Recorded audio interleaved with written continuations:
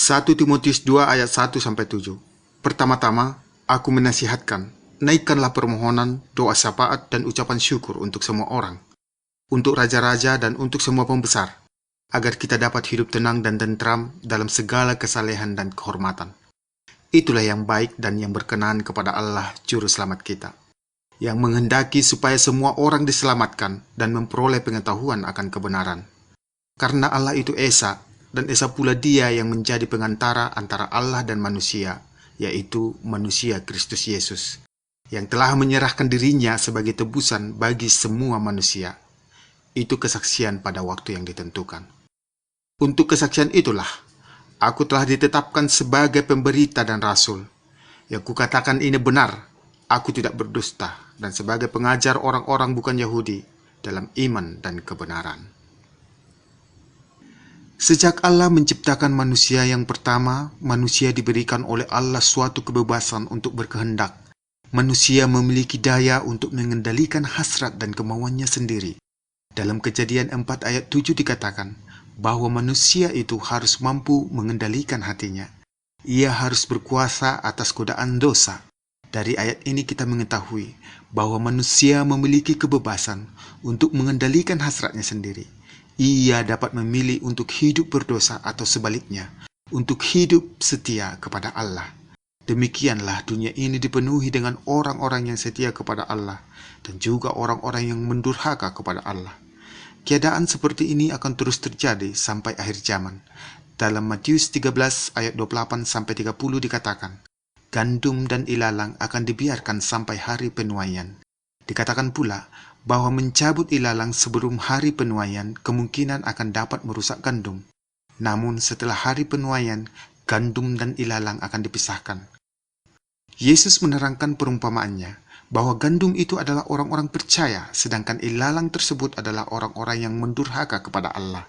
Itu berarti bahwa di dalam dunia ini, orang-orang baik dan orang-orang jahat hidup bersama. Hitam, putih, dan abu-abu dapat ditemukan dalam satu komunitas yang sama. Selain diferensiasi religius tersebut, suku, ras, budaya, perekonomian, pendidikan, dan sebagainya akan menambah keanekaragaman kehidupan sosial di dunia ini. Dunia yang satu, namun dipenuhi dengan keberagaman penduduk dengan segala seluk-beluk kehidupannya, membutuhkan satu regulasi yang baik untuk kehidupan bersama. Oleh karenanya, dibutuhkan tatanan hukum yang dapat mengakomodasi setiap kepentingan di dalamnya, dan juga dibutuhkan peraturan-peraturan untuk dapat mengendalikan kehendak bebas dari setiap orang, supaya tidak berbenturan dengan kehendak bebas dari individu lainnya. Dengan demikian, hukum dan peraturan harus dirumuskan, diterapkan, dan diawasi oleh orang-orang yang dianggap qualified di bidangnya. Dan orang-orang yang dianggap qualified ini dapat dipilih berdasarkan sistem pemerintahan masing-masing tiap negara. Mereka yang sudah terpilih secara bersama-sama akan memikul tanggung jawab dengan kewenangan dan kekuasaan yang menyertainya untuk mengatur kehidupan sosial, ekonomi, dan politik suatu negara.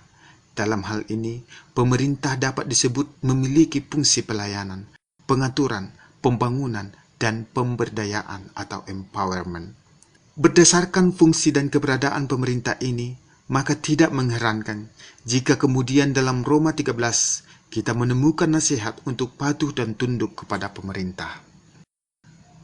Bersangkut paut dengan pemerintahan dalam suatu negara, maka pemerintahan itu tidak akan bisa terlepas dari proses pembentukan dan pembagian kekuasaan, dan proses ini disebut dengan politik.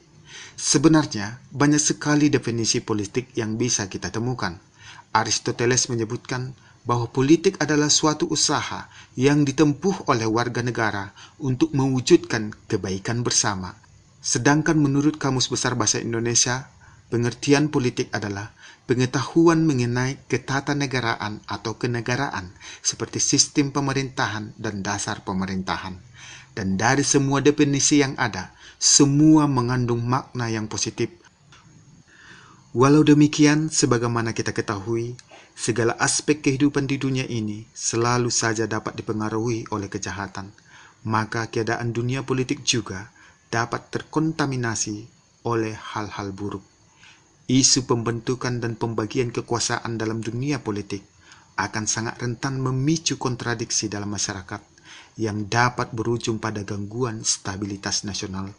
Belum lagi masalah internal pemerintahan seperti kejahatan korupsi, penyalahgunaan kekuasaan, dan lain-lain akan sangat merusak konsentrasi pemerintah untuk mensejahterakan masyarakatnya.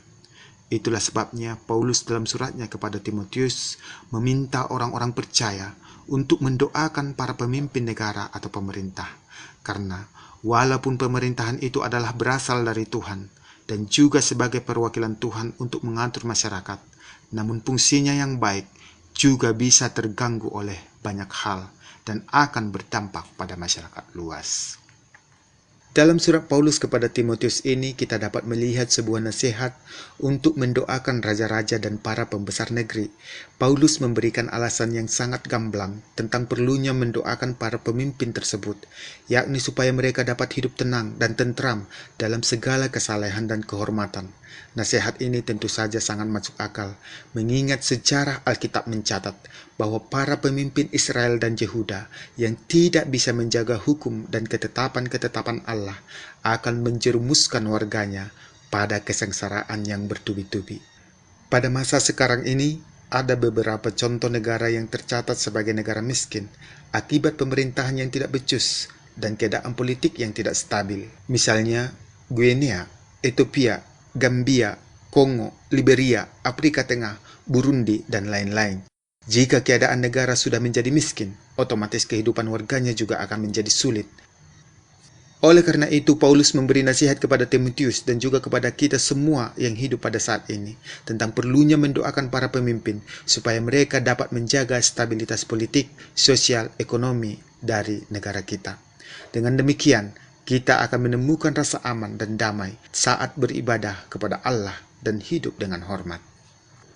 Namun terkadang dalam kehidupan kita sekarang ini mungkin menjadi suatu yang sangat riskan untuk diakui, bahwa mendoakan pemerintah bukanlah suatu hal yang begitu menyentuh kesadaran rohani kita.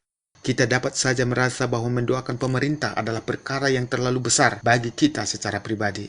Atau sebaliknya, mendoakan pemerintah tidak terlalu tersangkut paut dengan kehidupan pribadi kita.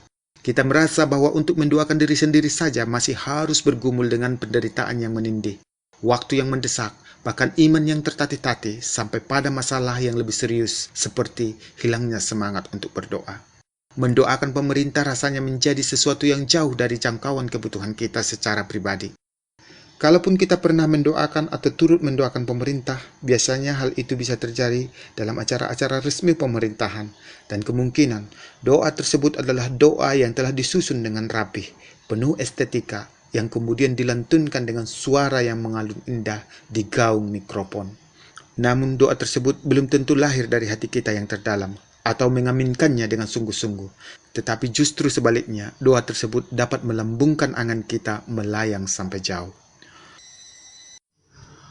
Orang-orang baik dan orang-orang jahat akan selalu ada di dalam dunia ini sampai dunia ini akan berakhir.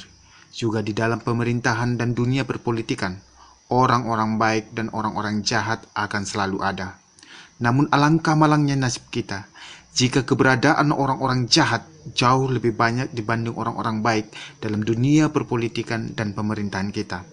Walaupun dasar-dasar hukum sudah dirancangkan dengan baik dalam sebuah pemerintahan, namun jika orang-orang jahat lebih dominan menguasai dunia politik dan pemerintahan, maka hukum-hukum yang telah dirancang dan ditetapkan dengan baik tersebut akan sangat mudah dimanipulasi untuk kepentingan pribadi, kelompok, atau golongan tertentu. Dan tentu saja, hal tersebut akan sangat merugikan kepentingan halayak ramai. Dalam hal ini, orang-orang Kristen terpanggil bertanggung jawab untuk memerankan peranannya di dalam dunia politik. Dalam hal ini perlu dipahami bahwa yang terpanggil untuk melakukan peranan politiknya bukanlah persekutuan kudusnya, tetapi pribadi orang-orang Kristen itu sendiri yang siogianya juga menyandang status sebagai warga negara yang baik. Dalam Matius 22 ayat 17-21 serta Roma 13 ayat 1-7 menyinggung tentang kesadaran orang-orang percaya tentang kewajibannya kepada negara. Hal ini menunjukkan bahwa orang-orang percaya juga harus menjalankan tanggung jawabnya sebagai warga negara di dunia ini, termasuk tanggung jawab politik. Memang tidak terlalu banyak orang-orang yang dianugerahi kelihayan dan kecakapan untuk menjadi seorang pelaku politik atau politikus. Namun, orang-orang percaya setidaknya memiliki panggilan untuk terlibat dalam hal-hal sederhana dan yang mendasar dalam tugas kewarganegaraannya. Misalnya membayar pajak, ikut memilih wakil rakyat, memilih pemimpin daerah atau negara, dan juga mendoakan para pemimpin yang terpilih supaya tetap setia dengan sumpah jabatannya. Karena ternyata hal-hal seperti ini berkenan bagi Tuhan, bandingkan dengan ayat 3. Tidak ada perkara yang terlalu besar untuk kita doakan. Tidak ada doa yang sia-sia yang kita panjatkan, walaupun dampaknya tidak terlihat oleh kita. Kita mendoakan pemerintah adalah salah satu cara terbaik untuk kesejahteraan hidup bersama, di tengah-tengah perbedaan baik buruknya sifat-sifat manusia, di tengah keberagaman yang luar biasa. Kita berharap dalam doa kita supaya Allah menjamah dan menggerakkan hati pemimpin-pemimpin kita supaya tetap dalam koridor kehendak Allah. Amin.